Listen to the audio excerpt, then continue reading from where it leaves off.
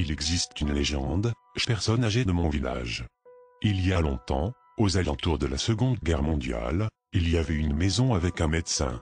Ce médecin s'est installé là, quelques mois avant le début de la guerre, et s'est fait très vite remarquer par son fort caractère nationaliste, sa haine de l'Allemagne et son attachement à la France. Il était quelqu'un de très gentil, très serviable, prêt à tout. Et puis un jour, mon village est bombardé. Des nazis entrent quelques heures plus tard dans les rues et s'emparent de la plupart des maisons.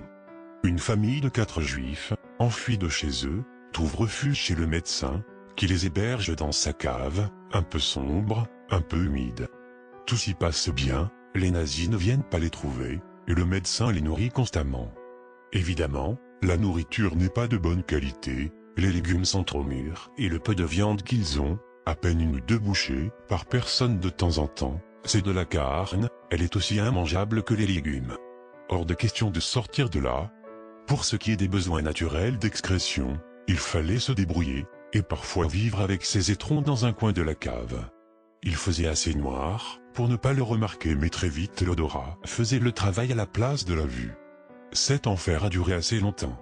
La nuit juste avant la libération, la famille de Juifs reçoit une quantité phénoménale de viande, cette fois, de bonne qualité. En une nuit, tout est mangé. Le médecin est même descendu dans la cave, pour apprécier ce mets en compagnie de la famille. Enfin vient la libération. Quelques heures plus tard, la famille de Juifs était restée 3 ans dans la cave au total. En voulant remercier le médecin, ils se sont rendus compte que ce dernier avait fui. Soit. Quand les médecins anglais ont fait des tests sur les Juifs de la cave pour vérifier s'ils étaient en pleine forme, ils ont retrouvé la fameuse carne dans l'estomac. Les 2 médecins qui auscultèrent la famille n'en revinrent pas leurs yeux. Pendant 3 ans, les Juifs avaient été nourris de viande humaine, issue des cadavres des 5 fils du médecin, que ce dernier avait vraisemblablement assassiné et conservé avec lui. Leurs restes non comestibles ont été retrouvés enfouis dans le jardin, tandis que le congélateur contenait encore des pièces de viande. Cela leur avait toujours été caché. Mais le comble de l'horreur, c'est l'analyse plus poussée de cette viande.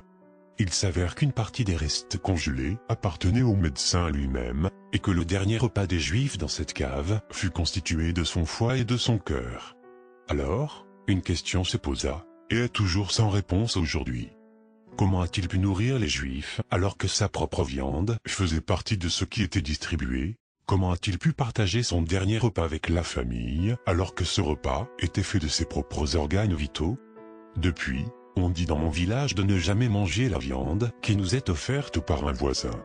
On ne sait pas de quel animal elle provient.